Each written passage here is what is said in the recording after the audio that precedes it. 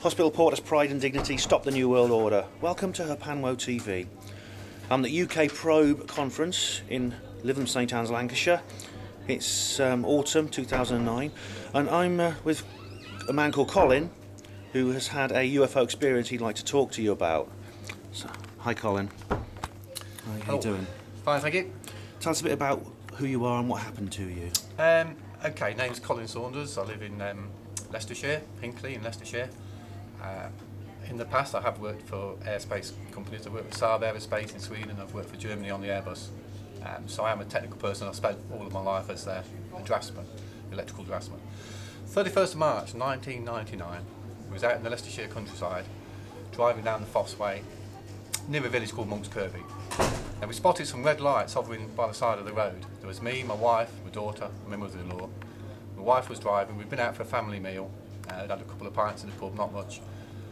We were talking about these red lights we could see by the side of the road, just hovering by the side of the road. And we drove up to these lights and we more or less drive underneath them. I would say they were no more than 100 feet away from us. We could have hit them with a cricket ball. Now at the time, there were just some lights suspended in the sky. There were 4 big lights at the back and a small one underneath. But what happened next was the sky around the light started to ripple, and it was just like Star Trek. This triangular shaped craft materialised. It became solid around the lights. Initially you could see the sky vibrating around, and you could see straight through as though this object was made of perspex. But once it became solid, the nose rose up in the air.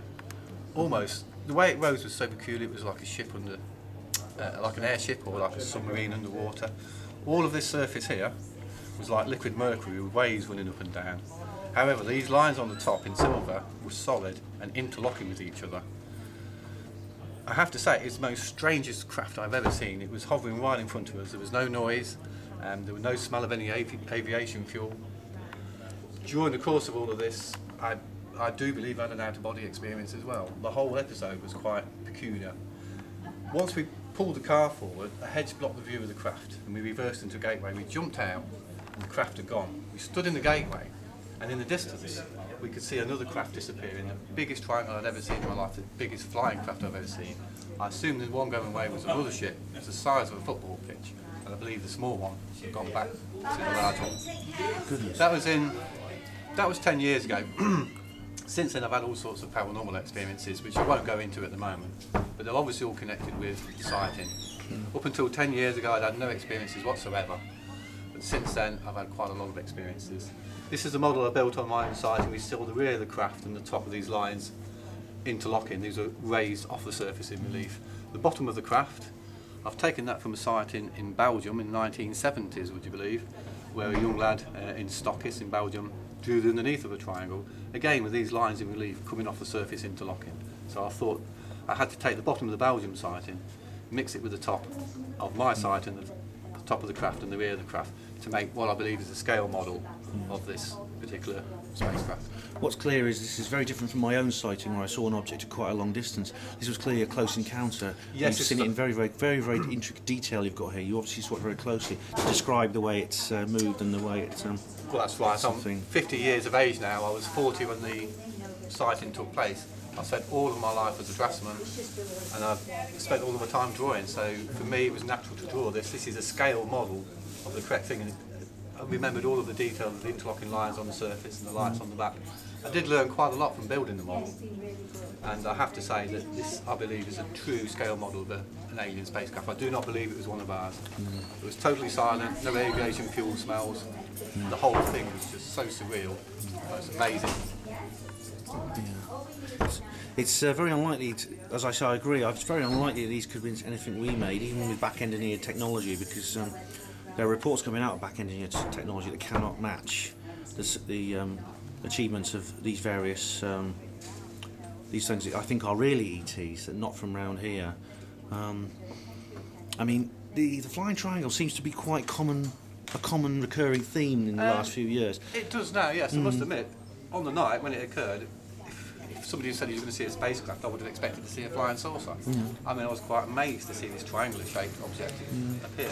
Once I started to do a bit of research, I found out the triangles are actually quite common. Yeah. I say quite common, but they are more of a regular, more of a latter day occurrence. I think they started coming around in the last 20 years. Prior to that, it tend to be more flying saucer shapes. But certainly, yeah, triangles are quite evident now. It's interesting, skeptics will always say that people started seeing flying triangles in the sky when the stealth bomber was invented, which of course is triangular in shape when looked at from underneath. That's right. But well, the F-114, the stealth fighter, for instance, that craft weighs £52,000. It's actually powered by 2 General Electric engines producing 20,000 pounds of thrust apiece, which is not enough thrust to get that craft to stand on its end. It would need 52,000 pounds of thrust for it to stand vertically. Yeah. I mean, the noise from that would be absolutely horrendous, and the downdraft would have blown our car over. I mean, bearing in mind this thing was only 100 feet away. I say 100 feet because I steer my friend's narrowboat around the Aspen Canal, which is 70 foot long. So when I say 100 feet, I mean 100 feet. There was no way that this was a stealth fighter. This was just totally new technology. And the stealth fighter, of course, even though the stealth fighter looks rather unusual in its shape, it still moves like any other aircraft. It has airfoil lift.